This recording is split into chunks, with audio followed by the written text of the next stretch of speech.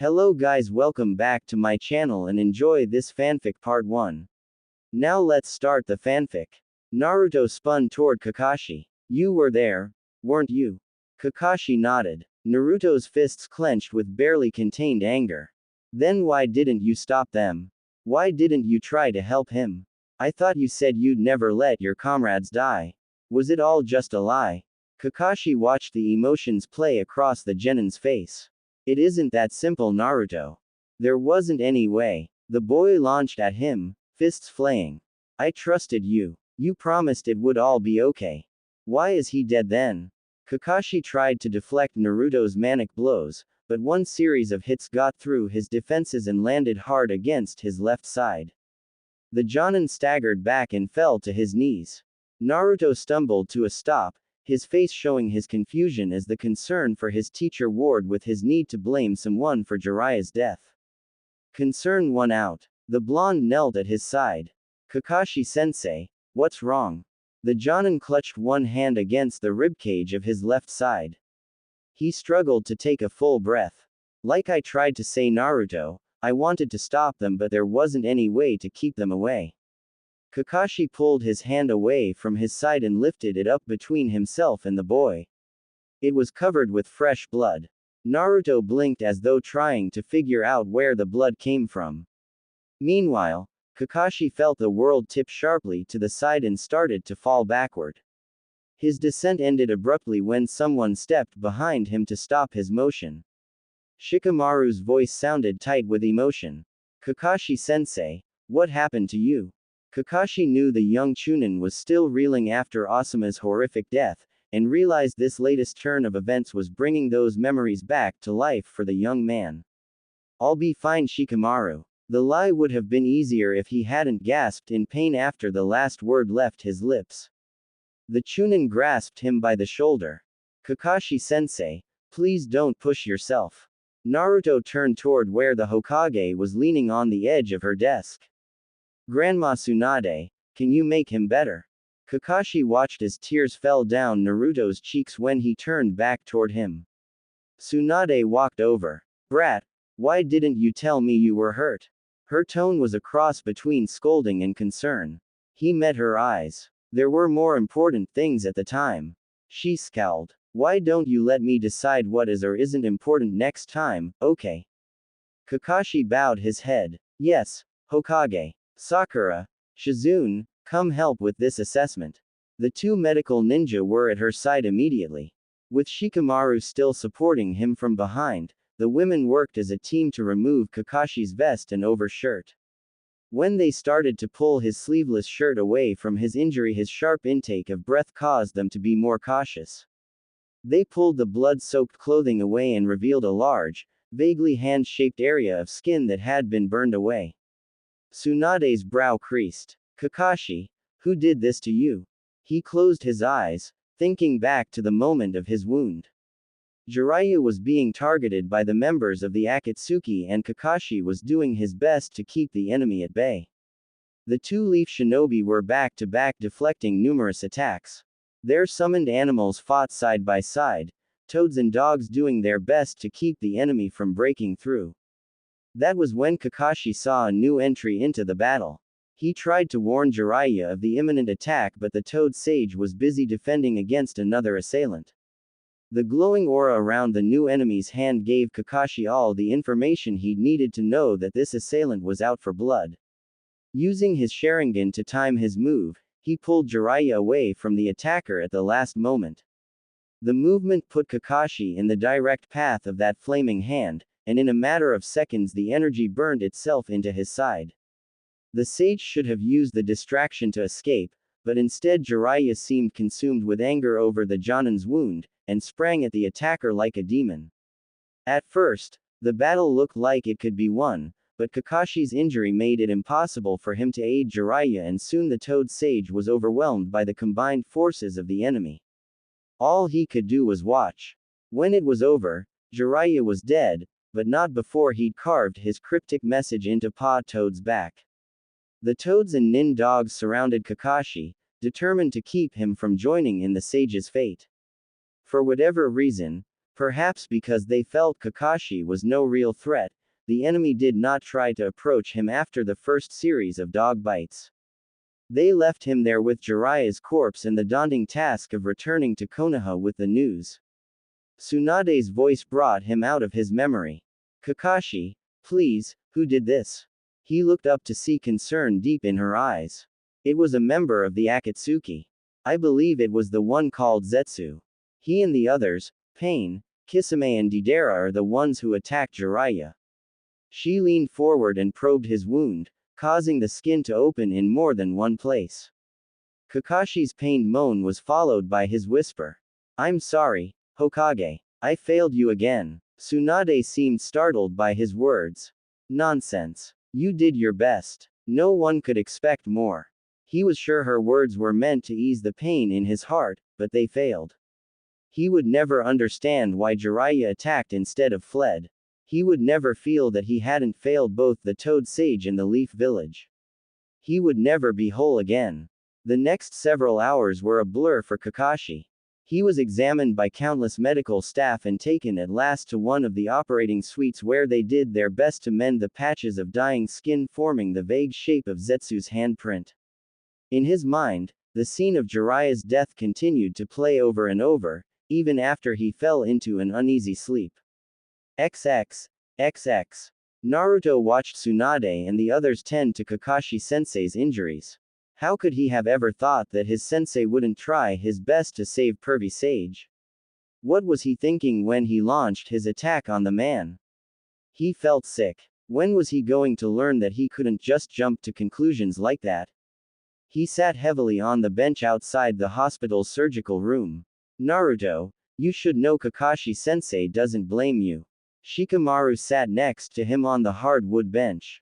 He didn't meet his friend's eyes. He might not, but I do. Shikamaru laughed. Then I guess he taught you more than anyone would have guessed. Naruto looked at him to see if he was being made fun of, but the Chunin's face was the picture of seriousness. But then why did I attack him in the first place? Shikamaru shrugged. It's bothersome, but some lessons take longer to learn. Naruto smiled. Yeah, I guess so. He looked toward the operating room's door. Why do you think they didn't kill Kakashi-sensei too? The Chunin sighed. I've been trying to figure that out myself. It could be that his death held no value to them. But still, the brown-haired boy twisted his fingers like he did anytime he tried to solve a complex puzzle. Perhaps Kakashi is needed for another part of their strategy. Or perhaps they just couldn't afford the extra time needed to finish him off. Naruto nodded in agreement before stilling and frowning. I just don't know what I'd do if he were gone too. His words were so quiet that he wasn't sure if his friend had heard them. Shikamaru placed his hands on his knees and tipped his head back until it touched the wall. I feel the same way, Naruto. The two sat in silence. XX. What do you mean Kakashi Hatake is still alive? Toba's anger was almost palpable. Kisame cringed. Forgive me, Mizokage, but it was impossible to reach him and still meet the deadline to rejoin you.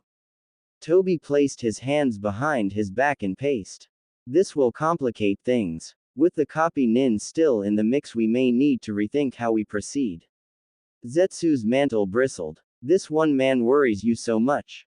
He stopped and stared into Zetsu's black and white face. This one man could conceivably undo all that we've accomplished so far. Pain chimed in. Then let us return to finish what we started. He was no match for us when he was paired with the Toad Sage. It will be a simple matter to end him now that he's alone. Toby resumed pacing. He has seen your methods. He will not fall prey to them again. Deidara stepped forward. Then what choice do we have? Toby stopped once more and lifted his hand to his face. The only choice is for me to deal with Kakashi Hatake myself. He removed the swirled mask and turned toward the remaining members of the Akatsuki, revealing a face covered with scars and missing its left eye. After all, this reunion is long overdue. XX. Tsunade, Sakura and Shizune spent hours trying to counter the burns splayed across Kakashi's side. The problem that they were having was that whatever jutsu Zetsu used to inflict the wound was still working on the man's flesh. They had to find some way to stop the new damage from occurring before they'd be able to concentrate on healing the burns that were already there. Just when Tsunade was ready to admit defeat, Shizun's voice floated over to her. I think we've found one that will work, Lady Tsunade. The hope in her assistant's voice gave the Hokage something to cling to. Show me. Shizune and Sakura approached the operating table and presented her with a small bowl filled with a pungent-smelling lotion. Tsunade dipped her fingertips in and scooped a good-sized dollop out. Its texture reminded her of the sea salt scrub she favored for her daily soaks. She placed the concoction onto the most damaged part of Kakashi's wound, thankful the man was still unconscious as she watched the skin begin to squirm under her touch. She wiped the area clean after a few moments and was pleased to see the progression of damage seemed to have been halted. She nodded to the two women and they stepped forward to liberally cover the remainder of Kakashi's wound. Even asleep, his body arched in pain as the lotion went to work. The look of despair on Sakura's face brought tears to Tsunade's eyes, but she was impressed to see that the girl continued to apply the lotion until her task was finished. XX. Kakashi blinked, his eyes open. He wanted to say that he knew where he was, but he honestly had no clue. A noise to his right caught his attention and he slowly turned his head toward the sound. Naruto's yellow-haired head popped into view. The young man's blue eyes were red-rimmed, but he smiled all the same when he realized Kakashi was watching him. Kakashi-sensei, you're awake. So it would seem, Naruto. The young shinobi's expression changed to one full of doubt as he looked down at his feet. What's wrong? A horrible thought crossed Kakashi's mind. Naruto, has someone attacked while I was asleep? The boy's head snapped up. God no, Kakashi, nothing like that. He relaxed a bit. Good. Then what's got you looking like you're going to be sick? Naruto met his gaze. I'm sorry, Kakashi-sensei. I should have realized that you wouldn't have abandoned pervy Sage. Kakashi smiled with his eyes, pleased to see the boy was thinking logically once more. It's okay, Naruto. You were upset. But it's you we're talking about. I should never have doubted you. He paused and wiped at his nose with his sleeve. Especially not you. Now he was curious. Why not me, Naruto? I'm human too, you know. The blonde grew more serious than Kakashi had ever seen him. Pervy Sage trusted you more than anyone else in the village, he told me so. I should have known that there was a reason for him to trust you. Kakashi was surprised by his words. What exactly did Jiraiya say to you, Naruto? The boy moved closer to his bed before leaning on the edge of the mattress. It was a few months ago. Right after you were released from hospital the last time. He told me that he had to go on some dangerous missions and wouldn't be able to work with me for a while. I told him it was okay cause I'd just work with you instead. But he told me that he'd be taking you with him for a bit. I didn't want to hear that. After all, you'd been unable to train me for a long time and I wanted that more than anything. He paused and a look of understanding came over him before he continued. He said he was going places where he'd need someone to watch out for him and you were the only person that he could rely on to do that. Kakashi sighed. Yeah, well, we can see what a good job I did. Naruto looked a bit angry. But Kakashi-sensei, Pervy Sage didn't expect you to protect him. His exact words were, I need someone with me to carry on when it's over. I just thought he was being crazy again, but now I'm not so sure.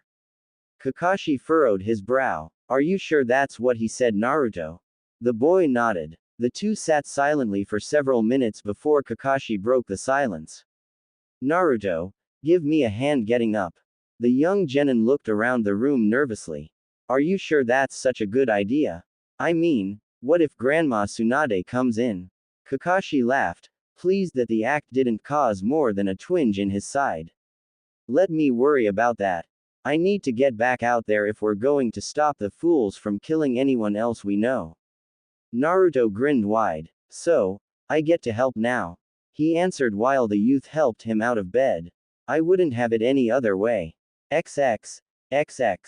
Jiraiya's death left more unanswered questions than Kakashi would have liked. The biggest of those was what on earth the cryptic numbers carved on the paw toad's back meant. Were they a combination? A location on a map? Some strange code meant to unlock the seal on Naruto's chest? He didn't have a clue. But it was obvious, after talking with Naruto, that whatever it was Jiraiya meant for him to help the boy figure it out. He rubbed at the back of his neck as he continued to puzzle it out. Kakashi-sensei, are you okay? You look tired. He turned toward Naruto. It's nothing. I'm just thinking about our next move. Oh. The genin looked at the ground then back up to meet his eyes. Kakashi-sensei, can I ask you something? Of course. What's on your mind? With Pervy Sage gone, and Asuma-sensei gone, do you think the Akatsuki are going to come after Grandma Tsunade next? Kakashi raised his eyebrows in surprise. He was impressed that Naruto was thinking ahead to their enemy's next step. What makes you think that? The boy looked down at his hands. Well, Shikamaru and I were talking earlier trying to figure some stuff out. Kakashi stopped walking. Like why I was left alive. Naruto stopped short. Yeah, that and other stuff too. The Jonin looked up toward the sun. It could be that they don't see me as a threat. Or it may have been my dogs kept them at bay. Either way, I don't think that we've seen the last of them. It's obvious that whatever goals the Akatsuki had at one time, they have changed to focus almost entirely on the Leaf Village now. I think the Hokage may be their next target. Not to mention the counselors. Naruto tried to mimic Kakashi's pose. Right. I forgot about them. But they are seen sort of as leaders here, right? He nodded. So, then the feudal lord might be in danger too. That's right, Naruto. Which is why you and I are headed over to his estate right now. We are. Really. I've always wanted to see where he lives. Kakashi chuckled. Try to remember we're going there for serious business, Naruto. Be on your best behavior. You've got it, Kakashi-sensei. You won't even know I'm there. Believe it. XX. XX. Kakashi held the furious blonde back by the scruff of his neck. Naruto, calm down. But did you hear what he said? He said that you didn't know what you were talking about. Doesn't this guy get it? He had to admit that his thoughts were running parallel to Naruto's, but he'd learned long ago that not everyone agreed with his ideas. All he could do was present his theories and be content that the information was out there. What anyone decided to pay attention to was entirely up to them. The feudal lord stood up, his guards moving in closer to Kakashi and Naruto, their swords partially drawn. Copy ninja, if you mean to be taken seriously, perhaps you should leave the boy home next time. Kakashi kept a firm grip on Naruto, sliding one hand over the young ninja's mouth just in case. I will keep that in mind, my lord, assuming that there is a next time. The feudal lord narrowed his eyes. How dare you use that tone with me? The guards drew the swords out fully. Kakashi bowed his head in submission, never loosening his grip on Naruto. Forgive me, my lord, if you mistook my words. I simply was pointing out that I might not live to see you again. The genin squirmed under Kakashi's hold but was not able to break free. Allow me to remove this child from your presence and you won't see either of us again. The lord sat on his cushions once more. He waved a hand at his guards, who in turn lowered their swords. See to it, Kakashi, that you do not darken my door again. The Jonin stood back up. As you command, my lord. He backed out of the audience room with Naruto firmly in his arms. Once they were beyond the doors, he released the young ninja, turned around, and shoved his hands into his pockets. He glanced over his shoulder at the genin. That went well. Naruto's eyes went wide. Are you insane, Kakashi-sensei? That didn't go well at all. He shrugged. We're both still alive. That's something. He walked slowly away from the feudal lord's residence. After a few moments he heard Naruto run to catch up. They'd tried to warn the fool. What happened from here on was no longer their concern. XX. XX. Kakashi and Shikamaru spent most of the next week trying to figure out Jiraiya's final message. They'd tried every imaginable cipher, and more than a few unimaginable ones. All they found were headaches beyond any that they'd ever had in the past. This makes no sense, sensei. Why would Jiraiya use a code that the leaf has no chance of solving? Shikamaru sat back and twisted his fingers. The Jonin ran his hand over the back of his neck. He wouldn't. We have to be missing something. Kakashi ran the days leading up to the attack over and over in his mind. There was nothing out of the ordinary. Nothing that gave him the slightest clue to what Jiraiya's cryptic numbers might mean. Shikamaru sighed. Maybe we aren't going back far enough. Perhaps it was from a time before you were in the hospital this last time. Kakashi closed his eyes. What was he doing before he? Wait, not before the hospital. Jiraiya came to see him more than once while he was still in the hospital after a different adventure. His eyes snapped open. I'll be right back. He left Shikamaru in the room staring after him as he ran out the door. Jiraiya's gift made no sense at the time. The Toad Sage knew he'd already read Make Out Paradise, but he'd brought Kakashi 2 more copies of the book to pass the time. Not copies of his new volume, but copies of the second book. He'd been in no shape to question it back then, and after he was released, Jiraiya had asked him to go with him for a series of missions. The gift had slipped Kakashi's mind entirely. Kakashi had never opened the second book, assuming it was just another copy of Make Out Paradise, and he'd keep it in reserve for when he'd worn out the first copy. Could it be that the answers lay within the pages of that second volume? He pushed open his door and was about to head for his bookshelf when he realized he wasn't alone. What's the hurry, Kakashi Hatake? The voice was familiar, but he couldn't place a finger on it. Kakashi took a moment to look into the shadows until he found his visitor's shape amidst the darkness. The shape moved forward into the light, allowing him to see the red-on-black robes marking the intruder as a member of the Akatsuki. The stranger's hair was black and they wore a red swirled mask. Kakashi narrowed his eyes and moved one hand toward his weapons pouch while the other lifted his headband to reveal his Sharingan. I'm sorry, but I didn't think I had any visitors coming today. Don't you recognize me, Kakashi Hatake? Have I changed so much over the years? The visitor reached toward the mask and slowly removed it. Kakashi lowered his hand to his side at the sight of the scarred face that was missing its left eye. Obito. Kakashi stared at the face of his childhood teammate. He had aged, but there was no denying that this man was indeed Obito Uchiha.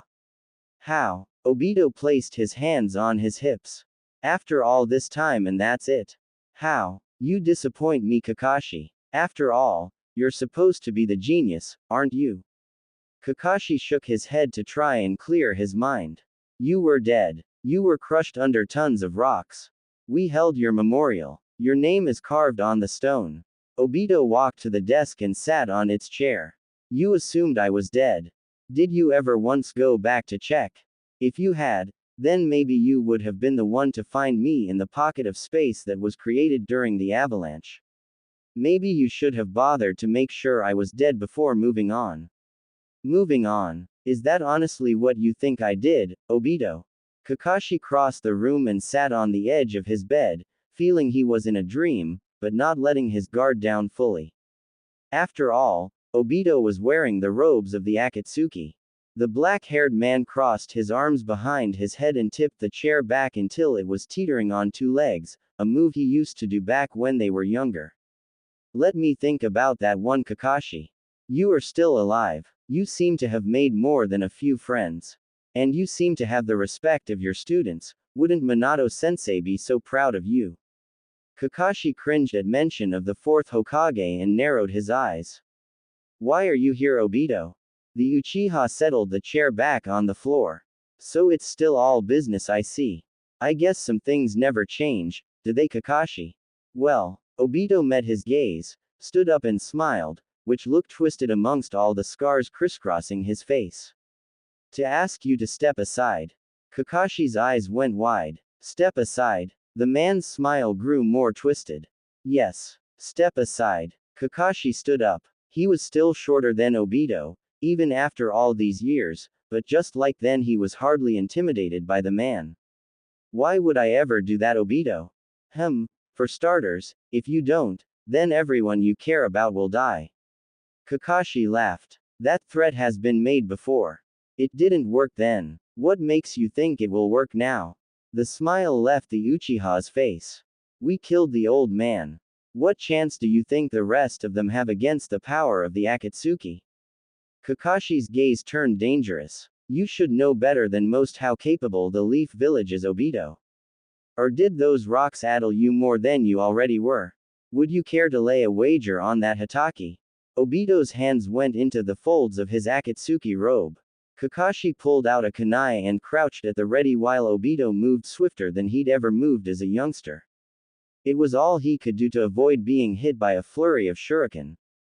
The throwing stars made a dull thud as they embedded themselves into the wall of the room, and Kakashi knew his former teammate was out for his blood. Especially when the Uchiha followed immediately with a series of small fireballs aimed straight for him. He narrowly avoided this attack as well, but the flames set his dresser on fire instead.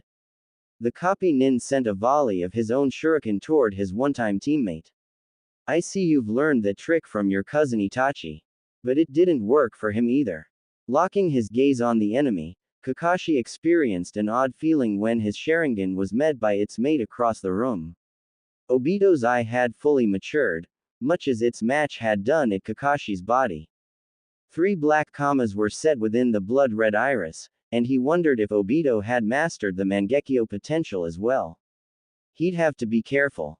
The Uchiha was calmer than he ever remembered him being. What makes you think I learned it from him? In truth, Itachi learned from me. Kakashi tensed. If this was true, then the boy once known as a disgrace to the Uchiha blood had grown into someone most dangerous. Obito, it's not too late. The Akatsuki member laughed maniacally. It's not too late. You always were an idealist, Hatake. It's been too late since the moment you, Rin and Minato-sensei left me behind. All that babble from sensei about teamwork, and he never came back for me either.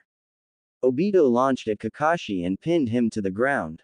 Did you even miss me once I was gone? Kakashi pushed the man off him and scrambled back to his feet. He responded with a voice that was tight in his throat, only partially being caused by the smoke filling the room.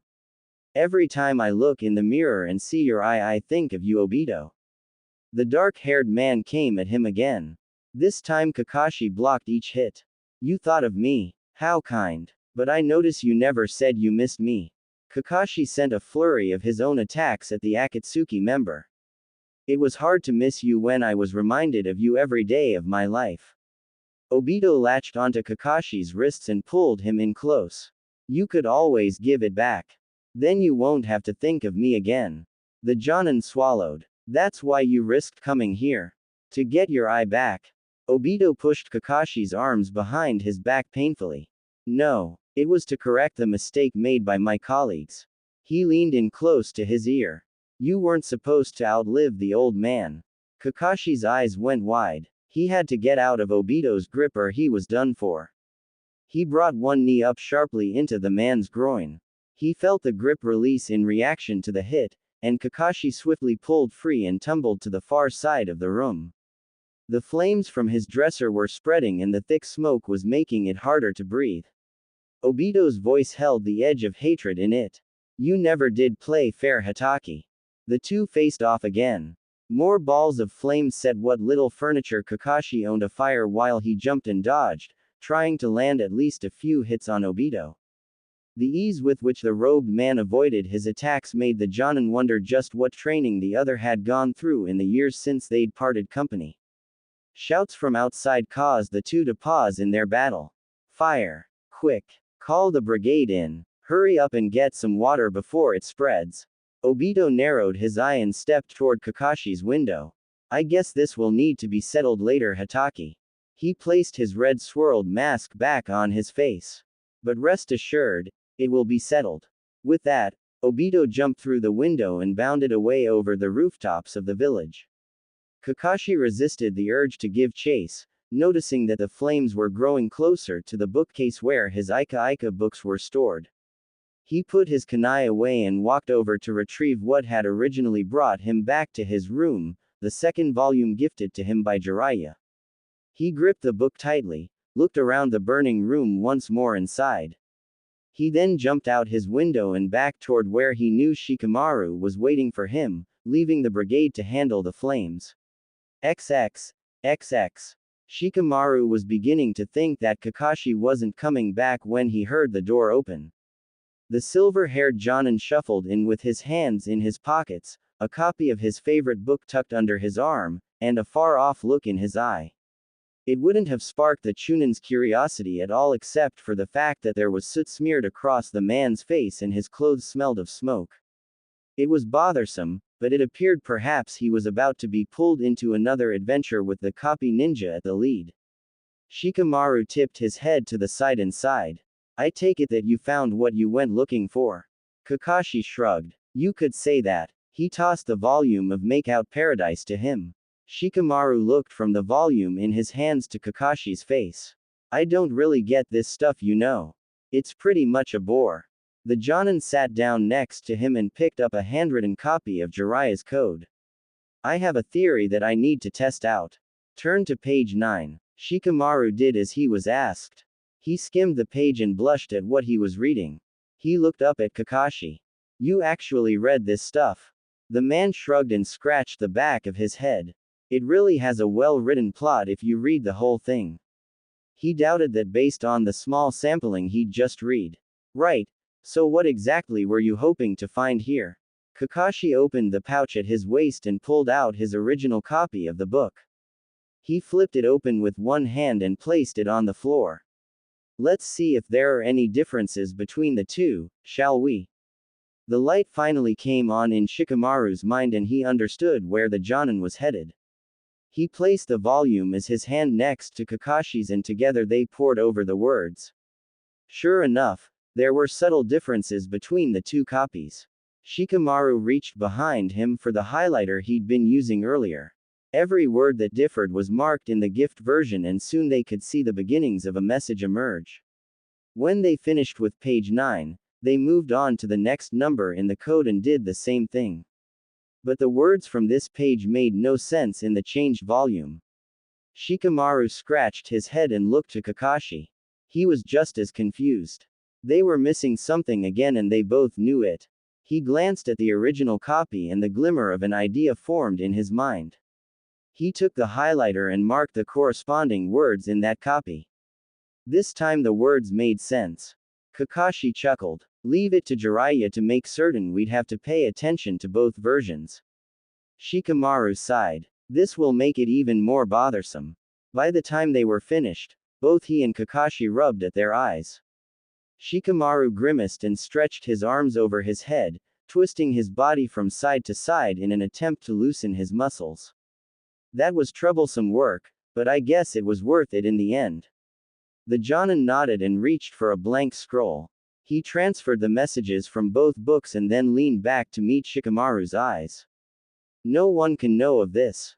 Do you understand? The Chunin saw an edge in Kakashi's gaze that made it crystal clear that the Jonin could and would do anything it took to keep this message safe. He swallowed, knowing with certainty that would include keeping him from sharing the message with anyone if it came to that. No one will hear anything of this from me, Kakashi-sensei. I swear. The copy nin's eyes narrowed as though he was trying to judge whether or not he could trust what Shikamaru just said. The Chunin reached down and closed the two books. He handed them to Kakashi. These need to be dealt with. The Jonin took the books from his hands and nodded once. He moved to the far end of the room and held the books up to eye level.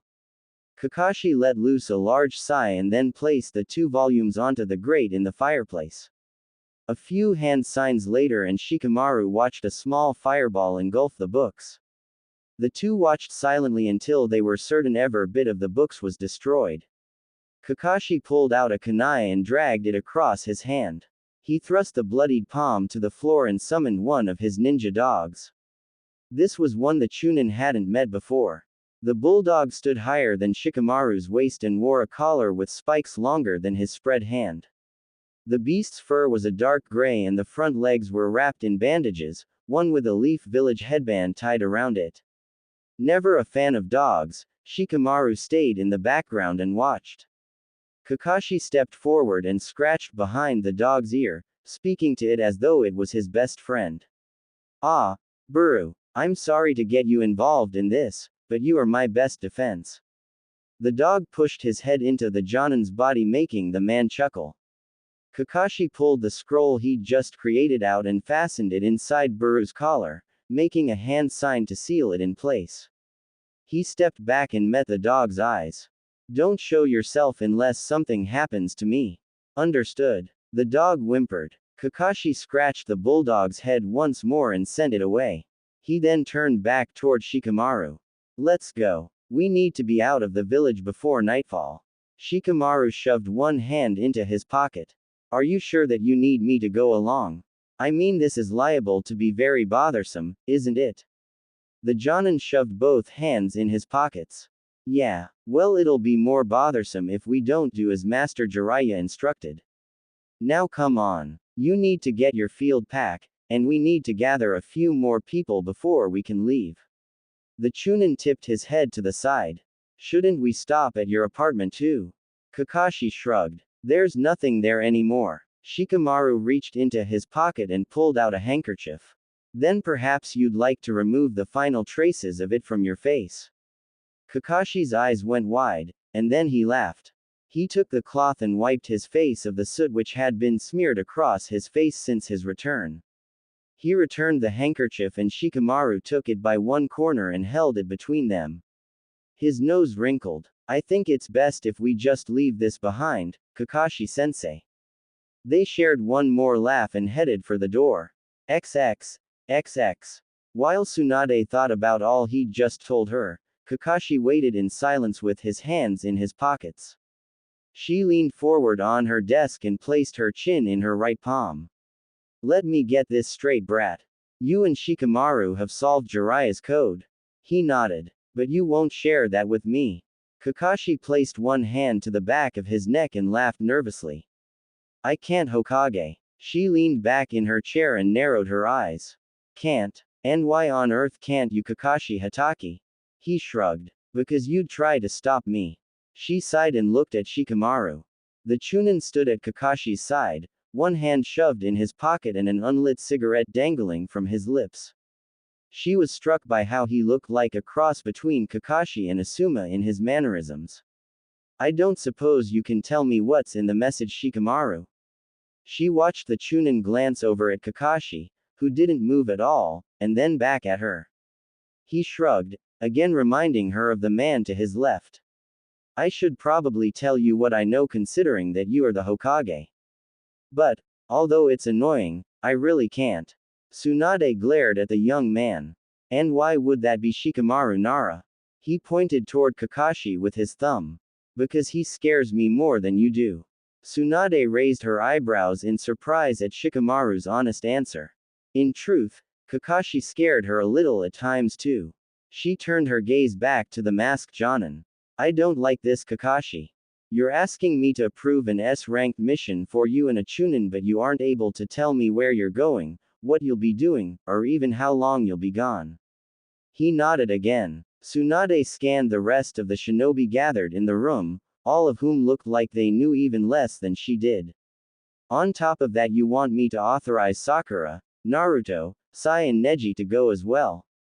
Kakashi gave his nervous laugh again. Yeah, that about sums it up. And if I say no? She watched all the color drain from Shikamaru's face while Kakashi's eye took on a hard edge that she'd only seen a handful of times. She shivered while he responded. Then the Leaf Village will cease to exist and everyone in it will die. He'd said those words with such conviction that every person in the room swallowed. Tsunade closed her eyes, wishing with all her heart that Jiraiya was still with them. She opened them up again and locked her gaze with the Jonin. All right, brat, I'll give you the go-ahead. But so help me, if you or any of these kids don't make it back in one piece, I'll kill you. Kakashi bowed his head in acknowledgement.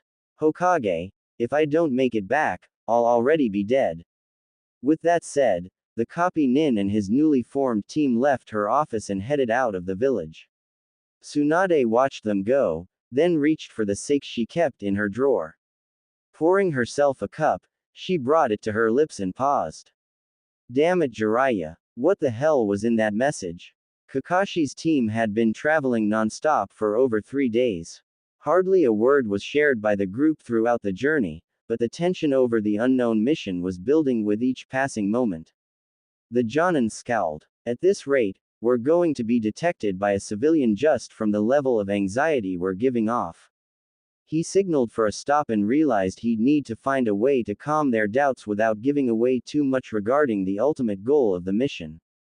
It was bad enough that he and Shikamaru carried the burden of that knowledge. There was no need to let the others share in that danger if it could be avoided. Sakura stepped to his side before he could begin his explanation. Kakashi-sensei, I need to check your wound. The pink-haired medical ninja left no room for argument. Kakashi sighed and removed his pack, vest and overshirt to expedite the exam. Sakura lifted his sleeveless shirt up enough to expose his side, and pushed along the edges of the damaged area. Although no longer breaking open with the application of pressure, the hand-shaped patch of skin was still discolored and tender to the touch. Kakashi let a sharp hiss through his teeth when she pushed down in the center of the mark. Sakura looked up and met his dark gray eye. Still a bit sore, sensei.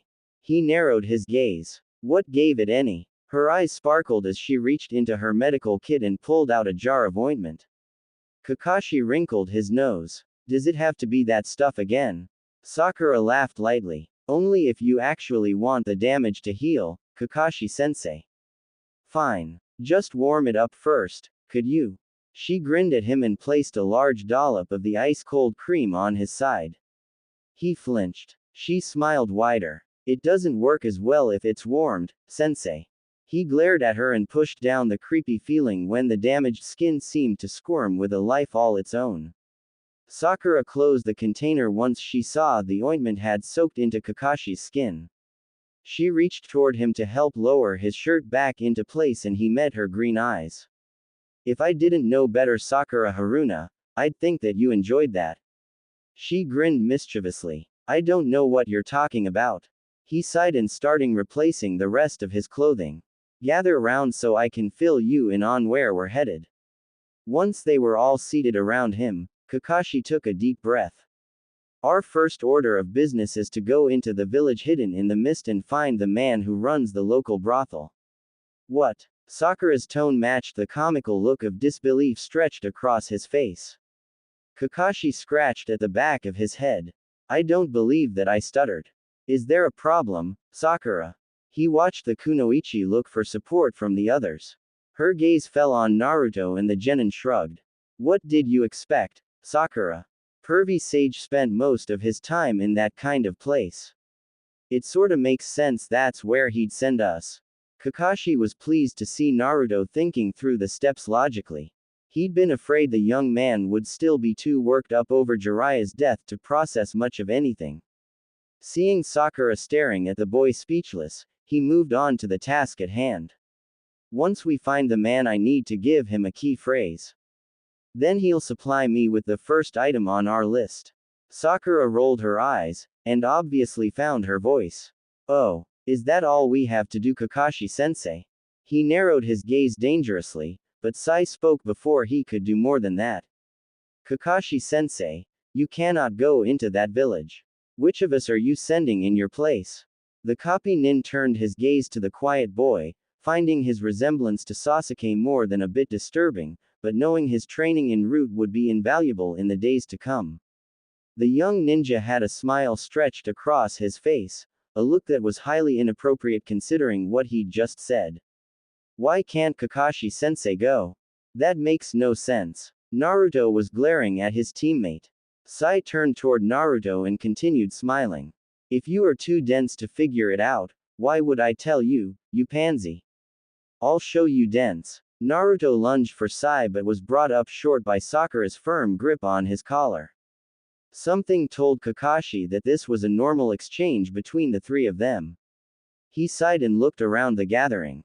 He had two choices. He could go into the Mist Village himself, knowing that he'd be targeted by every holder of a bingo book within the entire area, or he could send two of his team in and hope that they didn't get themselves killed while attempting to finish the task.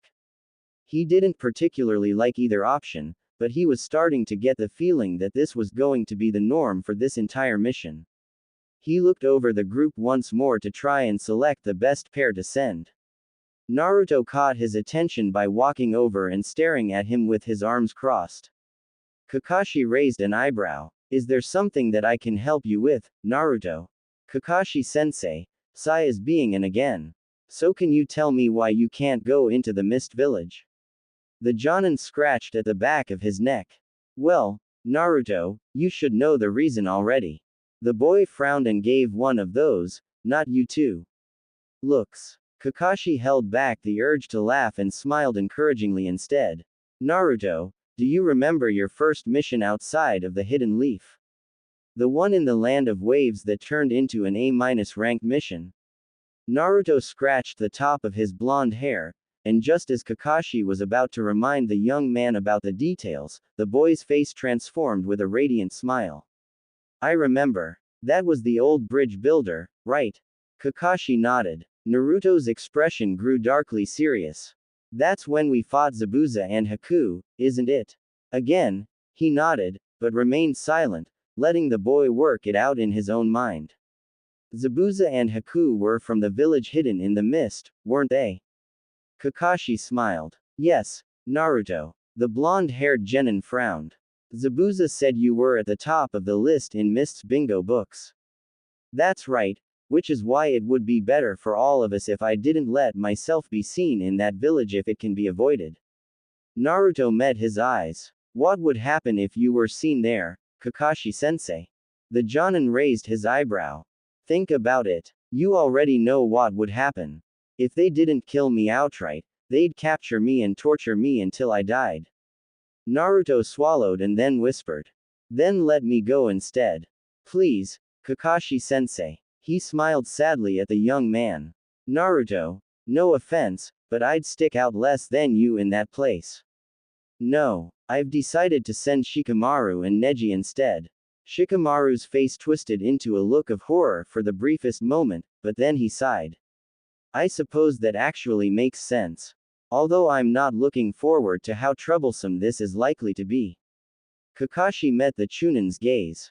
You and I are the only ones who know what needs to be asked and what needs to be received. I can't afford to have anyone else share that information, Shikamaru, can I?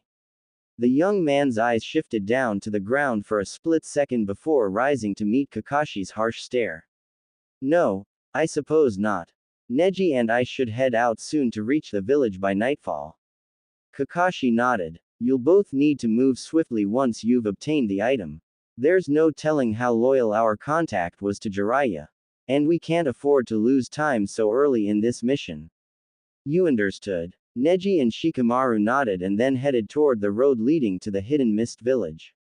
Kakashi watched them go and hoped they'd manage without incident. He turned back to the remaining group. What do you say we do some chakra training while we're waiting? The entire group groaned, but 5 minutes later they were all ensconced in a series of exercises designed to keep even a Jonin's level of chakra flow at its maximum efficiency. It almost was enough to keep Kakashi from worrying about Shikamaru and Neji, almost. XX. Shikamaru's first order of business was to obtain clothing that would help him and Neji blend into the village hidden in the mist a bit more than their current attire. Nothing screamed outsider more than his Chunin uniform or even Neji's less obvious attire, particularly when their leaf insignias were visible. He contemplated their options. There were surely stores within the village that would serve the purpose. But getting to them would negate the whole purpose of obtaining the outfits in the first place. So that option was out. There were a few houses scattered about the outskirts of the village. One of those, he decided, would likely prove to be their best bet. Shikamaru turned toward Neji, who was squatting next to him on the branch of the tree they would hidden in. I need you to scan the houses lying in the fringes of the village for one that seems empty of people. We need to find new outfits if there is to be any chance for us to walk through that village without the trouble of being labeled Leaf Shinobi. Neji nodded and activated his Byakugan. There's a small house to the far north of the village that should serve our purpose. There's a clothes line in the backyard which has a wide selection of clothing easily within reach. There is currently no one at that house to see what we do. Shikamaru looked through the canopy of leaves toward the sky. The clouds in this part of the country just weren't the same as those back at the Leaf Village, and he found they did nothing to relieve the tension growing in his shoulders. He sighed and faced Neji once more. Although it's troublesome that we need to take the time to acquire the clothing, it should help us complete the remainder of the mission far quicker. Let's move. With that, the two Leaf Shinobi made their way to the targeted house, being especially careful that they weren't being observed. Shikamaru thanked Kakashi silently for having the foresight to include Neji Hyuga in their team.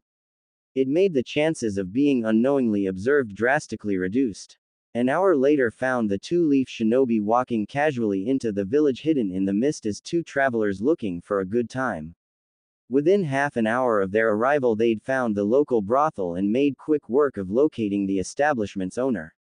The man was roughly Kakashi's age, but beyond that all similarities with the copy ninja ended.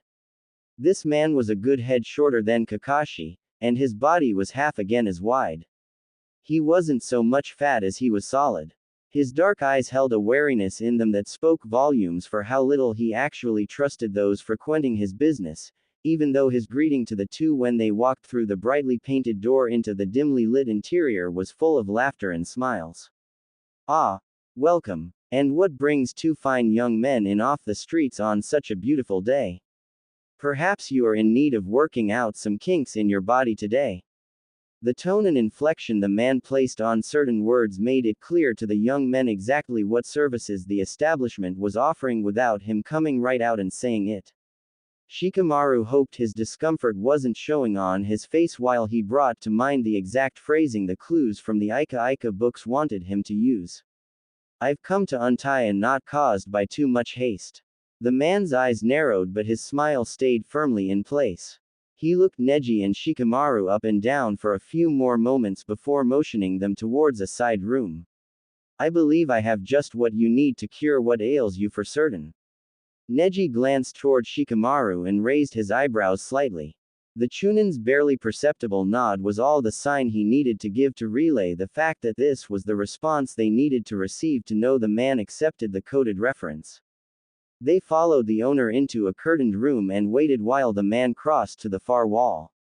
The man looked over his shoulder. Whether to make certain they were still there or to be sure no one else followed was unclear.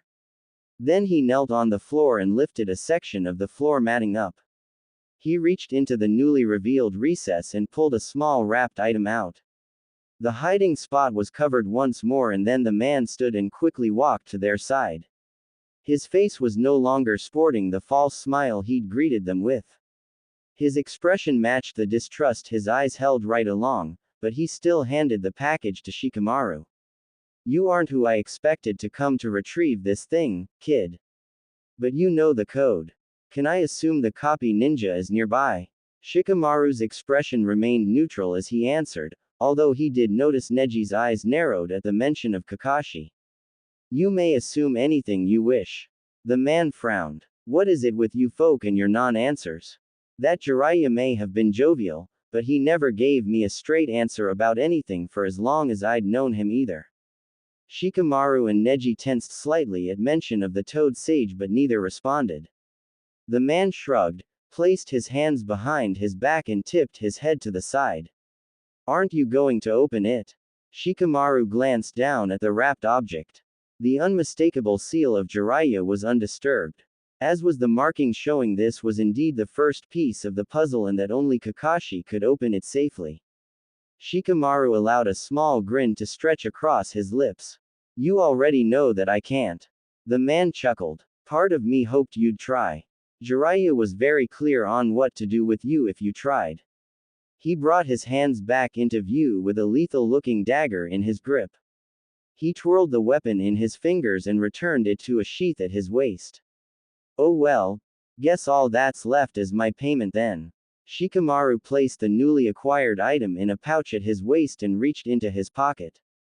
He pulled an envelope out and handed it to the man. He'd wondered why Kakashi handed it to him last night. He should have known better than to doubt the Jonin. The grin widened on the man's face as he opened the envelope and saw what was inside it. He quickly resealed it and placed it inside his shirt pocket, blushing slightly as he did so. Shikamaru would need to question Kakashi about the payment later, but for now he'd be content with having succeeded in the first step of their mission. The Chunin sighed and addressed the man once more. Do you have somewhere for us to wait? The owner nodded approvingly and motioned over to a bench along the other wall. Have a seat. You'll need to stay here at least an hour to avoid raising suspicions from the villagers. Neji frowned. Why an hour? The owner laughed while Shikamaru sighed again and responded. Any longer and it'll look strange that we didn't stay the whole night. Any less time and we'd ruin this man's hard-earned reputation. Shikamaru moved to the bench. Eventually he was joined by Neji. The owner went back out to the main room and left them to wait. Neji instantly activated his Byakugan to watch the owner discreetly and ensure that they were not going to be betrayed. Once again, Shikamaru thanked Kakashi's insight for including Neji on this mission before leaning his head back to wait. XX. Kakashi sat on the tree limb watching over his sleeping companions. He hated the danger he was placing each of them in, but there really were no other options. A noise to the right caught and held his attention as he watched for its cause. He loosened his grip on his kunai once he recognized Neji and Shikamaru's chakra signatures as they approached the camp from above. His shoulders loosened ever so slightly at the realization that the two were still alive. With luck, they'd also been successful, but there was only one way to tell that. He waited until the two jumped down to the clearing and then he landed just in front of them, his hands shoved in his pockets and his visible eye half-lidded. Yo. Shikamaru nodded and Neji frowned slightly. Kakashi glanced at their newly acquired outfits. I see fashion in the mist is still sorely lacking. It was better than being skewered before taking 2 steps beyond the gate, Kakashi-sensei. Shikamaru ignored Kakashi's amused reaction and reached into his pouch to pull out the small wrapped bundle. He placed it into the Jonin's hands. Well then, that's one down. He saw the seal and smiled sadly. Jiraiya must have been planning this for some time if he'd gone to such extremes to ensure that only he could use the items, even if someone else got a hold of them. Kakashi placed the bundle into his pouch and moved to walk back to where the others still slept. Neji's voice caused him to stop. Kakashi-sensei, aren't you going to open it? He glanced back over his shoulder at the young Hyuga. Why waste Jiraiya's handiwork? This way if something happens to me during our mission the enemy still can't use the items easily. Seeing the look of disagreement covering Neji's face, Kakashi shrugged and continued his explanation. Besides, I already know that the items can't be used until every single one is obtained. There's no point in opening them until that time. He turned back toward the others. Come have some food. We'll be moving out in about an hour. With that, Kakashi leapt back up into the tree and watched the two make their way to sit and share the rations while he continued to watch over them all and contemplate the next move. All in all, this first step had gone smoothly. He hoped the remaining tasks would be as successful, but somehow he doubted that they would be. XX. Obito stalked the halls of the Akatsuki's main hideout and thought about his meeting with Kakashi Hatake. He'd known his old teammate wouldn't be thrown off guard at his arrival. What he hadn't known was what that meeting would do to himself. Old wounds thought healed were ripped raw at the sight of the Jonin's face. And worse, old memories flooded back. Not just of his abandonment, but of the times shared before that fateful day. Sitting in Kakashi's room, waiting for the encounter to occur, allowed Obito time to think back on the numerous times in the past that he and the silver-haired boy had spent hours cleaning and sharpening their weapons on the floor of that very room. How the two were closer to rivals than friends, but how they had spent endless hours talking about their futures and their plans. Stop dwelling on things that were never meant to be. Obito flinched at the words that slid through his mind. He whispered a reply into the empty hall, knowing full well that the other would hear him. I'm not dwelling. I'm simply remembering what once was. To what end? You cannot change the choices made. Not now. Not ever. We've come too far, and have too much left to do, together, Obito. The younger Uchiha bowed his head at the words. I know that, Madara. Good. Then prepare yourself for the inevitable conclusion to your relationship with Kakashi Hatake. I will not accept that he will stop us, any more than I accepted my supposed defeat by his father's hands. Is that clear, Obito? He raised his head and allowed Madara's confidence and energy to flow through his shared body once more, much as it had when they'd first merged so long ago. It is clear, Madara. I will not fail you. Kakashi rolled his shoulders to work the kinks out. He'd been crammed into this alcove for over an hour, and the position his body was in was less than desirable. He resisted the urge to sigh, knowing the sound would draw the attention of any number of shinobi milling about in the room just beyond his hiding place. He should have known something would go wrong this time around. He couldn't believe how lucky they'd been up to this point. They'd already managed to collect 3 of the items left behind by Jiraiya with only a few minor scrapes to show for it. Still, if Kakashi was a betting man, he would have laid odds that the streak of good luck was overdue to break. And sure enough, it just had to break while he was working solo. Kakashi never particularly liked the land of grass. Something about the large open expanses of fields always put him on edge. Give him the comforting shade of a tree any day over the acres of tall grasses and streams. But Jiraiya's hiding places didn't give him any options.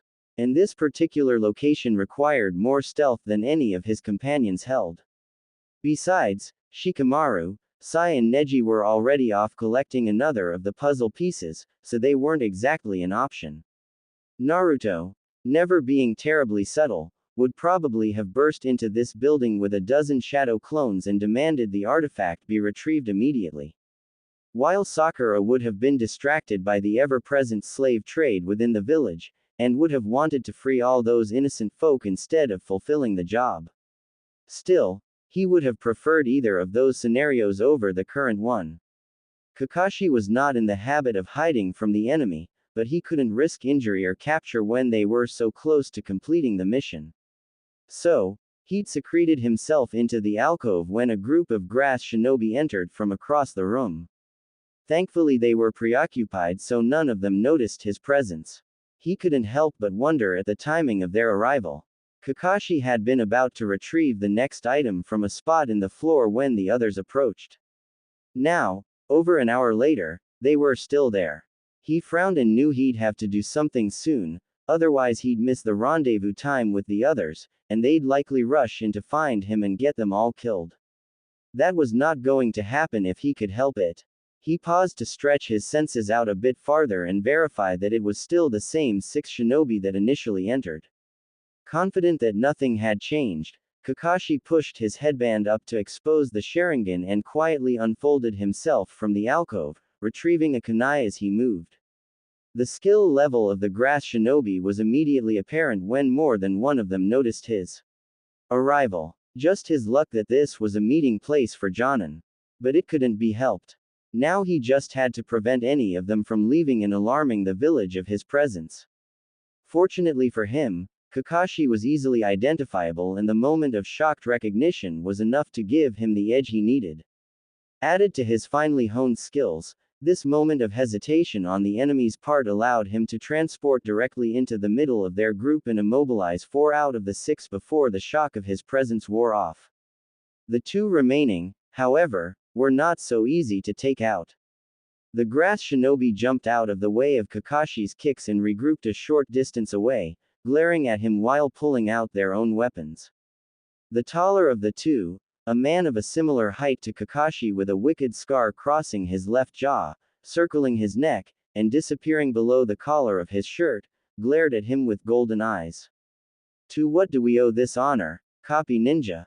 His words were thick and raspy. Likely a result of the scar causing injury. Kakashi smiled behind his mask. Do I need a reason to visit? The shorter man scowled and lifted his kunai until it was even with his dark brown eyes. His short orange hair barely moved when he shook his head. I find it difficult to believe, Kakashi Hatake, that you do anything without a reason for it. That made him chuckle, which in turn caused the grass ninja to tense. I'm honored that you think I put so much thought into my actions. The scarred man spoke again. If this conversation were taking place in one of the meadows surrounding the village, I might believe otherwise, copy ninja. But I doubt that you'll be able to convince us here, considering you've already dispatched 2/3 of our gathering. What can I say? I must have been a bit over-enthusiastic with my greeting. Kakashi narrowed his eyes when the two shifted their weight. The orange-haired man snarled. Then perhaps it's time for us to greet you. Before the last word was out of the man's mouth, both grass ninja went into action, going to either side of Kakashi in an attempt to catch him in a cross attack. He sighed at their predictability, and waited until the very last moment before springing into the air and out of their paths. The two scrambled to keep from impaling each other when their intended target disappeared. Kakashi watched them twist out of each other's way and reposition themselves to take into account his current position. Although not as skilled as some of his past opponents, he was impressed by how quickly they recovered. He needed this to be over before either of them decided that they should call in reinforcements. Besides, he still needed to retrieve Jiraiya's item and get back to the others before sundown. Kakashi sighed. When did his life get this complicated? He pushed the thought aside and concentrated on the two in front of him. Lifting his hands into a familiar hand sign, Kakashi created two shadow clones. While they attacked the grass ninja directly, he moved in a flash to where he needed to open the floor. All chances at subtlety were gone, and Kakashi didn't hesitate to concentrate chakra into his fist and pound it into the floor. The sound of splintering wood blended in with the clash of kunai behind him. He reached into the revealed nook and secured the exposed item into his pouch. Resisting the urge to join in the ongoing fight between clones and grass, he raised his hands and triggered his teleportation jutsu to land just outside the village. His clones would buy him enough time to put some distance between himself and the ninja, but now there was no doubt that this village would shortly be sending search parties out to scour the surrounding area for him. His mission was about to become all the more dangerous because of that, and the added risk toward his companions was something he didn't like. Kakashi headed at top speed toward where he knew his team would be waiting. They wouldn't have the luxury of discussing next steps this time around, but he was confident that they would understand his urgency. So, when he was halfway to his goal, the last thing that he expected was to be ambushed by the Akatsuki. Although in hindsight, the way today was going, he should have expected it. You're losing your touch, Kakashi Hatake. The taunting sound of Deidara's voice rang through the air, reminding Kakashi of the last time he met up with the blonde-haired freak, when Jiraiya's life was forfeited. He growled low in his throat while sending a flurry of shuriken into the sky where the black and red-robed man was perched atop one of his clay constructs. The string of curses from the younger man brought a grin to Kakashi's mouth, but he knew from experience that this enemy seldom traveled solo. Because of that, he wasn't surprised when the fireball came his way. Obviously Itachi was somewhere nearby, and he knew that it would mean Kisame wouldn't be far behind either. He'd just finished the hand seals for his substitution jutsu when Kisame's massive blade came down to hit him. He watched the look of smug satisfaction on the blue-skinned behemoth change to anger when he sliced through a bundle of tall grass instead of Kakashi's body. But he didn't have time to enjoy the reaction while Deidara and Itachi were still in play. A moment later and a dozen small bird-like projectiles rained down on him, exploding when they were within range. The bursts of flame singed Kakashi's arms and neck while he darted to the side to avoid their full contact, and he had to admit that the combined attacks of the three Akatsuki members would likely have taken out a less skilled shinobi. Fortunately for him, Kakashi was not in that category, and so he was ready when Itachi sent a series of flame tongues his way. He knew the goal was to herd him toward Kisame, and keeping this in mind, Kakashi vaulted into the air, twisting his body to land to the side of the two partners. He'd just regained his balance when he felt the heat from another series of fireballs heading at him from the sidelines.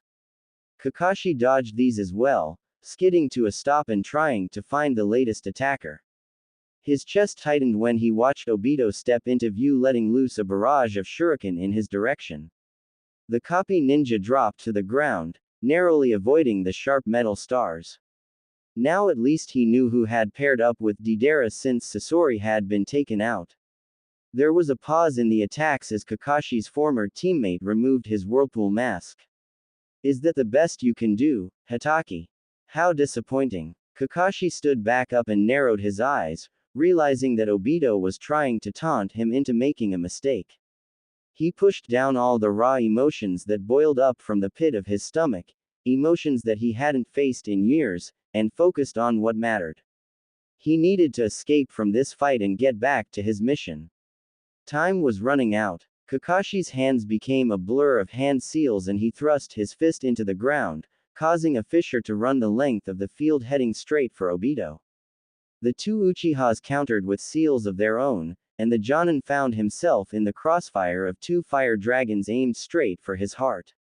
His eyes went wide as he frantically completed another series of seals, raising a circular wall of water just in time to intercept the flaming beast's attacks. XX. Obito had to admit that he was impressed with his former teammate's abilities. He wouldn't have thought to bring up the circular water wall to negate both attacks at once. That was brilliant. And Kakashi was able to hold off 4 of the Akatsuki single-handed, a feat that was unheard of until now. Still, he couldn't let that keep him from finishing the task. That's right, Obito. Focus on what matters. Finish the Hitaki brat. Madara's voice ignited the fire of revenge within Obito's soul. Revenge against someone he'd once counted as a friend, and who had abandoned him without another thought. He harnessed that rage and formed the hand seals that would finish the man once and for all. But when the water wall collapsed under the assault of the two fire dragons in a sizzling cloud of steam, Kakashi Hitaki was nowhere to be seen. He heard Itachi curse the man from across the clearing. Once the steam cloud dissipated, the two Uchiha walked forward to see how he'd managed to escape. A large hole in the ground gave them the answer for the method used by the copy ninja to slip through their fingers, an earth jutsu. Obito sighed in frustration. That frustration only increased when he heard Madara's voice once more echoing in his mind. That was pathetic. And worse than that, you fool, you let him escape again. Itachi knelt at the edge of the hole inspecting the area carefully. He's been injured. By the amount of blood, it is a significant wound. We will be able to track him. Obito placed his mask back on and motioned for the others to spread out. The sooner they located Kakashi's exit point, the sooner they would be able to trail the copy ninja. And the sooner he'd be able to erase the man from his life forever. XX. Kakashi's breath caught in his throat when he landed wrong on a tree branch, something he hadn't done since he was 14. A shock of pain ripped through his left shoulder and the world tipped sharply to the side. He stretched his right hand out to steady himself against the trunk of the tree and waited for the world to stop moving. After a moment it did, and he moved his right hand over his left shoulder to find the cause of his discomfort. A low hiss escaped Kakashi's lips when he gripped the shuriken buried into his shoulder and pulled it loose. With the adrenaline running through his body during the attack, he hadn't noticed the injury at all. He took a moment and assessed the rest of his body. He had burns and scratches and he found one more shuriken embedded in his lower back. It wasn't as deep as the shoulder wound, but deep enough. He chuckled. Evidently Obito's aim had improved since they were on Team Minato together. A large shadow passed overhead and Kakashi cursed his luck. It had to be one of Deidara's constructs. Which, in turn, meant they were already on his trail. Damn it. This isn't how it was supposed to go. He didn't have time to dress his wounds properly, so he placed a basic field dressing in place and was on the move in moments. Each landing on the ground or tree branch sent a wave of pain coursing through his body and he knew that he wouldn't be able to keep the pace up for long. Meanwhile, he needed to think of what his next step should be. Did he really want to lead 4 members of the Akatsuki toward his team? Could he risk the possibility of them getting their hands on the remainder of the items from Jiraiya? And more to the point, Could he risk them getting a hold of Naruto? Kakashi skidded to a stop. He bit his thumb and made the hand seals that were as natural as breathing to him, and slammed his palm to the ground. A moment later, and Pakun was staring up into his face. Yo, Kakashi. The pug tipped his head to the side and frowned. What's happened to you this time? He smiled and shrugged, instantly regretting the move when it caused his shoulder wound to flare to life. No time to fill you in, Pakun. I've got 4 Akatsuki on my trail and I need this to get to Shikamaru. Kakashi pulled the small package out of his pouch and tied it to the back of Pakun's collar. You'll find the team 30 clicks north-northeast. Don't let anyone follow you. Pakun let out a small growl. Who are you talking to, pup? You know I won't be followed. Kakashi chuckled and scratched the pug behind his ears, causing the small dog to close his eyes in pleasure. I know, sorry. I'll be drawing the others in the opposite direction to give you a head start. Tell Shikamaru we've moved on to Plan 5B. He'll understand. Now then, head out. Pakun met his eyes and whimpered. Are you going to be okay, pup? Kakashi sighed and stood up slowly. You know me, Pakun. I'll be fine. The pug shook his head. I do know you, Kakashi, that's why I asked. He scratched at the back of the dog's head. Hey, well, don't worry about me, Pakun. Now get going. I'm counting on you. So where the hell is he? Naruto's voice echoed in the small room. Not for the first time, Shikamaru wondered if his friend would ever learn the meaning of the word covert. He sighed and ran a hand through his hair. Naruto, this is Kakashi-sensei we're talking about. He's only 2 hours late. Don't worry quite yet. He watched the genin frown and cross his arms dejectedly. The blonde mumbled his response as he turned his head toward the wall. Don't tell me what to do. Shikamaru shook his head at the comment and switched his attention to the others in his group. Neji was positioned at the window of the small house they were holed up in at the edge of the grass-held lands, using his Byakugan to scan the surroundings for any sign of trouble. Sai was sitting against the far wall, his attention fully on the notebook he was drawing in. Sakura looked between himself and Naruto and frowned. She clenched her hands into fists and walked over to where Shikamaru was standing. Her bright green eyes held the edges of worry, and as she pushed her hair behind her ear, Shikamaru had a feeling he already knew what she was going to say. Her quiet voice held the underlying fear that he'd already read in her eyes. Shikamaru, you know as well as I do, that when he's on a mission, Kakashi-sensei is never late. He sighed and looked back toward where Neji was standing. I know that, Sakura. But admitting it to Naruto would only make him more troublesome. Kakashi wouldn't want the knucklehead running around with a dozen clones trying to find him. And you know that's just what he'd do. Sakura closed her eyes and Shikamaru saw her shoulders sag slightly at his words. I know, Shikamaru, but I also know that Kakashi is never this late on a mission. Neji's voice interrupted them. There's movement heading toward us. Sakura's eyes opened and her face transformed into one of hope. Is it Kakashi-sensei? Neji shook his head. No, it's one of his nin hounds. Naruto moved over to the window just as the small brown pug jumped up onto the sill. Pakun. The small dog looked out of breath, but he took a moment to acknowledge the boy. Naruto, how's it going? The grin that had covered his face slipped slightly. Not so good, Pakun. Have you seen Kakashi-sensei? Shikamaru rolled his eyes. Obviously the summon had seen Kakashi, otherwise he wouldn't be here in the first place. The pug chuckled at Naruto's comment.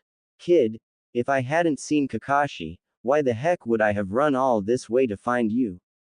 Naruto blushed a little in embarrassment. Oh yeah. Pakun jumped down from the sill and padded over to where Shikamaru was standing. He sat and tipped his head to one side.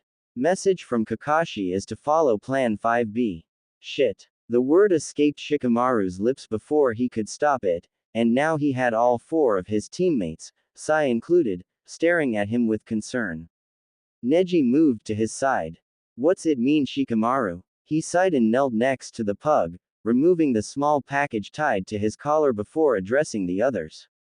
It means Kakashi-sensei has encountered a delay and won't be able to join us in retrieving the final piece.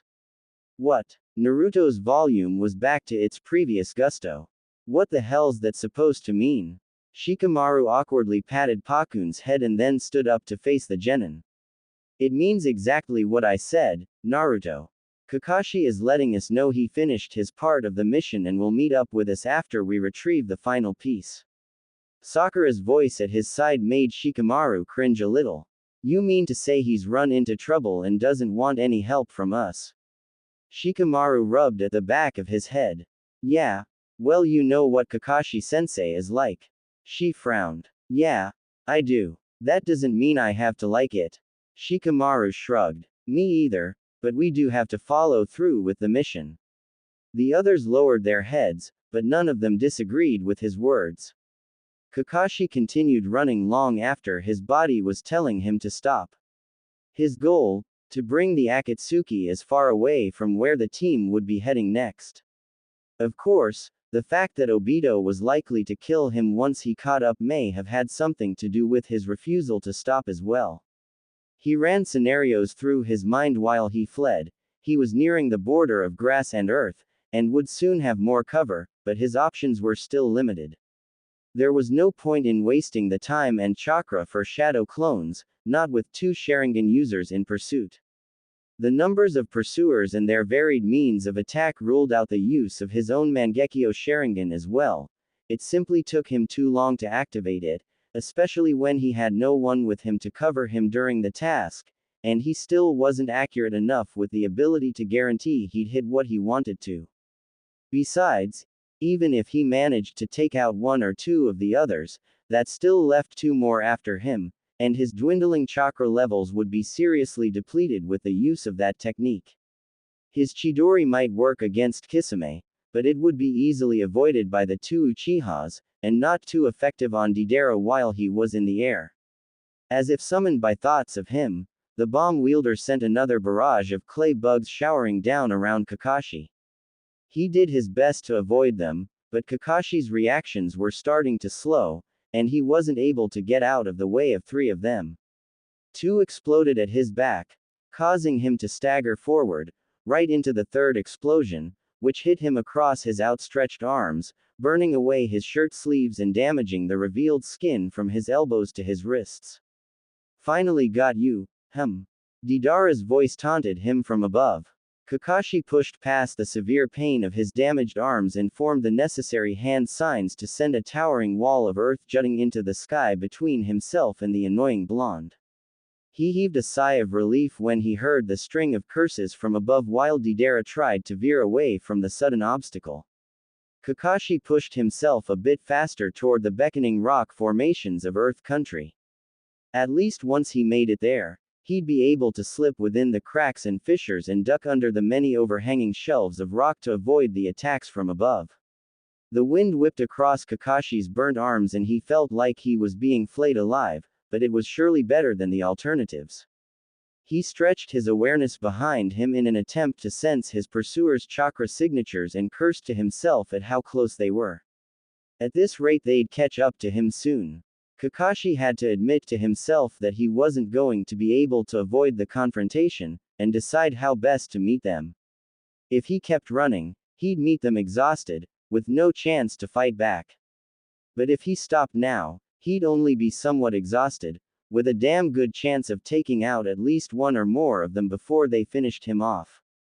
Not the best of choices, but then again, this was most definitely not one of his lucky days. His decision made, Kakashi continued running forward, quickly forming a series of hand signs he'd learned years ago in this very country.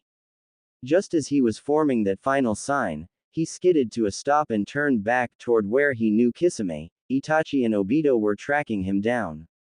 He slammed his palm into the ground and channeled his chakra into the final jutsu. The deafening sound of rock scraping against rock could be heard for miles when the ground pitched violently, causing giant fissures to form and enormous boulders to push up out of the ground and then tumble back to the earth, destroying everything in their path. Kakashi waited for the results, gasping for air from the extreme stress that particular jutsu placed on his chakra system. For the briefest moment he actually thought perhaps he'd succeeded in destroying the Akatsuki members on his trail, but then he heard an unbelievably loud roar and rushing sound seconds before a jet of high-pressured water pierced through the jumble of boulders and rocks aiming straight for him. Obviously at least Kisame survived. Kakashi scrambled up the toppled boulders in an attempt to avoid the crushing current of water, and barely managed to escape the mouth of a fire dragon aimed for his head. His hands were already halfway through the needed signs before the thought fully formed in his mind, but a moment later Kakashi used Kisame's water to form a water dragon to do battle with the beast of fire. Meanwhile his awareness picked up two things. First, Deidara was swiftly winging back into the picture, and second, the Uchihas were making their way toward him across the boulders. Kakashi's breathing was getting more uneven as the battle continued. A small part of his mind recognized the signs of shock starting to settle in from the extreme burns on his arms and the blood loss from the previous shuriken wounds. This was not turning out how he'd hoped. More clay bombs sailed through the air toward him. No, not toward him, around him. Shit. He'd forgotten one very important fact about Deidara during this battle. The blonde artist was from Earth Country. He probably knew these rocks and their properties better than the back of his hand, a point which was driven home when the small, controlled explosions all around Kakashi caused very precise fissures across the boulder he was perched on, which made the surface disintegrate under his feet in a matter of milliseconds, not allowing him any opportunity to push off the surface. It took barely a heartbeat for his legs to be pulled downward by the pulverized granite. In less than 4 seconds, Kakashi was trapped up to his waist in the remains of the boulder, his arms pinned at his sides. Before he had any further chance to attempt escape, he watched Obito seemingly flicker out of sight and then appear again behind him in the same instant. This was nothing like the body flicker jutsu he's used himself over the years. No, this was as though the man was literally in both places at the same time. A shiver ran up Kakashi's spine when the realization that this had to be the final stage of Obito's Sharingan. So much for the hope that the Uchiha hadn't progressed that far. Obito's warm breath across Kakashi's ear made his heart clench almost as much as the words coming from his former teammate's mouth. It's somehow fitting, Kakashi Hatake, that your life will end in the same land where you abandoned me for dead. We were at war, Obito, we didn't know you were still alive. Kakashi's hair was gripped tightly and his head was pulled back until his throat was exposed to Obito's kunai. His ex-teammate's face was twisted with raw emotion. I don't care about the war, you bastard. It shouldn't have stopped you from coming back for me, damn it. Kakashi noticed Obito's eye cloud for a moment, and he looked as though he were listening to someone. Then his face seemed to relax and the eye held a cold, calculating glare. You damn Hatakes have always made your own rules, but this time no amount of rules can save your pitiful life. Kakashi felt the cold edge of the kunai press into his flesh and begin its journey across his neck, drawing blood in its wake. He had just closed his eyes and resigned himself to his death when that blade was pulled away from his skin. His confusion grew when he heard Obito's voice. How dare you? Take your hand off of me and let me finish what I started. I'm afraid I cannot do that. It has come to our attention that Kakashi Hatake will provide us with our best means of obtaining the final Jinchuriki. Was that Pain's voice? Kakashi's guess was proven correct when he opened his eyes and the red-headed, pierced man stepped into his line of sight, never releasing his hold on Obito's wrist. Your thirst for revenge will need to wait until we have obtained the final element of our plan. Obito snarled. I don't give a damn about your pathetic goal, Pain. I will not let you take this moment from me, we've waited too long for this day. Pain released Obito's wrist and somehow propelled the dark-haired man away from them. You can have him once we have finished using him to attain our goal. Kakashi heard the string of curses thrown from Obito, but his focus was now entirely on the man in front of him. He addressed Pain with a voice still tight from his close brush with death. I won't help you track down Naruto. Pain turned his black and white eyes toward Kakashi and tipped his head to one side. We have no intention of asking for your help, Kakashi Hatake. On the contrary, your very presence will be enough to lure the nine-tailed brat to us. Kakashi tensed at his words, knowing that they held truth in them. Itachi and Kisame joined them, the mist ninja leering down at him. What are you planning on doing to him to keep him docile, Pain? Kakashi thought he saw Pain's lip twitch before he responded. A few well-placed chakra rods will keep the great copy ninja in his place. Itachi's eyes narrowed, allowing you to tap into his reserves while you are waiting for Naruto to show, how industrious of you. Pain's eyes shifted to the Uchiha and Kakashi noticed Itachi tense under that gaze. It would be foolish to waste the opportunity. Obito stepped in front of Kakashi and knelt until their Sharingan eyes were level. I suppose that if my revenge must be delayed, I can at least take comfort from the fact the torture you will go through under Pain's skillful hands will make even you beg for death. Kisame chuckled. You shouldn't spoil the fun for him. Kakashi's heart raced when Pain reached into the folds of his robes and pulled out a long, thin black rod. He then stepped behind Kakashi and proceeded to push that rod deep into his shoulder. The intense burning that accompanied the pain from the penetration made Kakashi's vision swim and a scream was torn from his throat before he could even think of stopping it. Pain inserted another rod into his other shoulder and the laughter of the Akatsuki members was quickly drowned out by another of Kakashi's screams. Kakashi had never felt such pain in his entire life, and that was saying something. The Akatsuki members pulled him loose from the boulder and laid him onto the hard ground. Before he could manage to twitch, let alone try to escape, he was held down by the pair of Uchiha, Kisame, and Deidara. He warily watched Pain as the man slowly walked around him.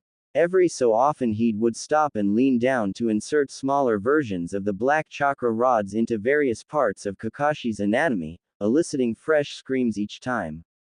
Once it was over, the result was a pain-induced fog over the Jonin's mind. In addition, those black rods seemed to be siphoning the chakra around them and storing it so he could no longer directly access it. It made him feel like he was suffering from the worst chakra depletion of his life. Pain moved to stand by Kakashi's head and stared down at him. I'm afraid I may not have been entirely truthful with you, Copy Ninja, when I said we wouldn't need your help with the boy. He glared at the red-haired man. Is that supposed to surprise me? A small smile crept onto Pain's face. I doubt much surprises one like you, Kakashi Hatake. Regardless, I feel you should know what your part in the Jinchuriki's capture will be. The Jonin narrowed his eyes, finding them to be one of the few things he could still control, and pushed his words through his clenched teeth. I already told you that I won't help you. Ah, you may not want to help, but with the addition of your exquisite blend of chakra into the mix, the Kyuubi will finally succumb to the Akatsuki's plans. Obito knelt next to Kakashi's head and grabbed a fistful of his silver hair, lifting his head off the ground in the process. His former teammate glared at him with unhidden hatred and then looked toward the red-haired youth. What are you saying, Pain? There's nothing this fool possesses that we do not already have amongst the Akatsuki. Pain chuckled. On the contrary, Toby. Since the first rod was inserted into him, I have felt the very essence of Kakashi Hatake. Believe me when I tell you that his chakra will make all the difference in the world over whether we succeed with extracting the Kyuubi or not. Obito slammed Kakashi's head back onto the ground, pulling a grunt of pain from his throat. The raven-haired man glared down at him. Even now, Hatake, even now you have to prove you're better than the rest of us. Better than me. Kakashi's head was still swimming and for a moment he could have sworn that there were two versions of Obito staring down at him. One looked a lot like the Uchiha had looked when they shared a team, but the other looked altogether like someone else. Still an Uchiha, for certain, but the stern eyes and cruel features were not at all like the Obito he knew. Perhaps it was an after effect of having his head slammed into the ground, but even after blinking a few times, the multiple versions of Obito's face remained. Maybe his Sharingan was feeling the effects of the chakra drain, but then again, perhaps not. Kakashi's words were barely above a whisper as the pain from the chakra rods and his injuries finally took their toll. Who is that with you, Obito? The face that the Jonin felt was the real Obito looked shocked at his words, while the other face scowled. A moment later, the two faces melded back to one, the scowl winning out over the look of shock. Even the words no longer sounded like boy he grew up with. It doesn't matter what you say, Hatake, you don't matter. The low chuckle from Pain interrupted once more. He may not matter to you, Toby, but he is invaluable to our plan. Kisame, pick him up. It's time to return and make preparations for the Nine Tails extraction. Kakashi watched Obito back away, and the mist ninja stepped forward. The blue-skinned monstrosity had a disturbing toothy grin plastered to his face as he bent down and picked him up off the ground. Kisame shifted the Jonin until he was cradled against his chest and then laughed.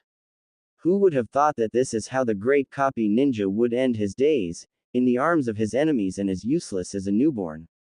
Kakashi would have sold his soul at that very moment to any demon in the underworld who would have allowed him to snap the shark-faced man's neck, but he remained unable to move. His soul remained safe. All he could do was glare weakly at the bastard as he was too drained to even form words of response at that moment. He was carried in Kisame's arms back to where the Akatsuki were dwelling. The entire trip, Kakashi pushed his own predicament to the back of his mind, choosing to analyze his options instead. There had to be some way out of this mess. Some way to enable him to break free from this wall-less prison. Some way to keep them from using his essence to destroy Naruto. He allowed his eyes to close and turned his mind inward to determine if Pain's placement of his chakra rods left any way for him to fight back. After all, he needed to be free in order to solve the rest of the riddle left behind by Jiraiya, a riddle which the Toad Sage had promised could save them all. XX. Shikamaru couldn't believe how smoothly the last leg of the mission went, especially considering the large role Naruto had played in it. But then again, perhaps he shouldn't have been surprised, considering it had been Kakashi who suggested using the hyperactive ninja's skills in the first place. And he knew that the copy ninja wasn't known as a genius for nothing. Still, when they'd first discussed having Naruto create shadow clones, and then maintain henges on them so they all looked and acted like members of the team, he'd wondered if the kid would be able to fool anyone. Shikamaru's respect for the genin's skills rose tremendously when he witnessed firsthand just how skilled the blonde was with such a task. While Naruto and his band of clones wandered through the streets of the resort town drawing the attention of the local guards and other less honorable forces, the true Shikamaru, Neji, Sakura and Sai made their way to the temple in the center of the town. Once there, it had been a simple task to find and make contact with the monk who held that final piece of the puzzle. This time, the small object was actually sealed within the man's abdomen, but even that proved a minor issue with a medical ninja of Sakura's skill level on the team. He smiled to himself at Kakashi's foresight when selecting the members of this team. He seemed to provide for every possible situation. Now they were taking their rightful places alongside Naruto, sending one of Sai's ink rats ahead to signal for the exchange with the clones to start. One by one, a clone would head into an alleyway where the true members were waiting. Once there, any important information was relayed from the clone, and packages purchased were handed over before the clones would dispatch themselves and the real team member would join the others. All in all, it went very smoothly indeed. Shikamaru was the last substitution needed, and when his doppelganger stepped around the corner, he couldn't help but chuckle at how accurate Naruto's depiction of him was, right down to the eternally bored expression on his face. Probably only one person in all of Konoha realized that the look was one he'd schooled over the years. And that would be Kakashi Hatake, as he was who Shikamaru copied the skill from. He smirked at the thought that he'd copied the copy ninja. But it was a fact. True enough, the skill had its basis on habits he'd had during his days at the academy, when the boredom was anything but an act. But from the time Shikamaru took up the Chunin vest, he'd pushed the internal laziness to the side. He'd kept the facade of laziness after a discussion with Asuma-sensei led him to a quiet conversation with Kakashi Hatake. During their talk, He'd learned the true value of keeping up appearances. A lazy person was usually overlooked or ignored entirely by those around him, and was generally underestimated by those who didn't know him. It was an invaluable trait to have when needing to obtain information.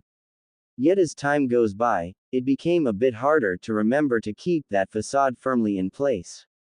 It took self-control to keep from reacting to certain people and situations, and with each day, his respect and appreciation for the copy ninja's own skills grew.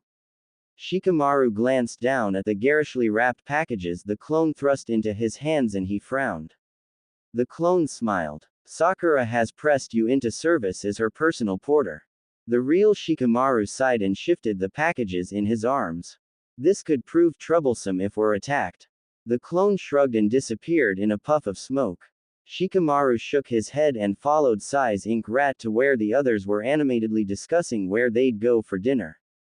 Sakura fell right into her role of shopping fanatic and placed another package on the stack in his arms.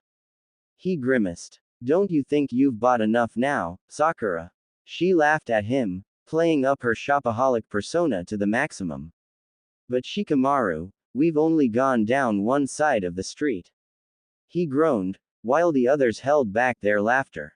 The Chunin quickly adjusted his view of this leg of the mission from going smoothly to troublesome, as he obediently followed the kunoichi into the next store. Although they were all eager to meet up with Pakun at the edges of town to have him track down Kakashi, he knew the importance of keeping up appearances until nightfall. Still, he wondered at all the stacks of purchases Sakura would need to leave behind. She sidled up beside him and smiled brightly, as though reading his mind.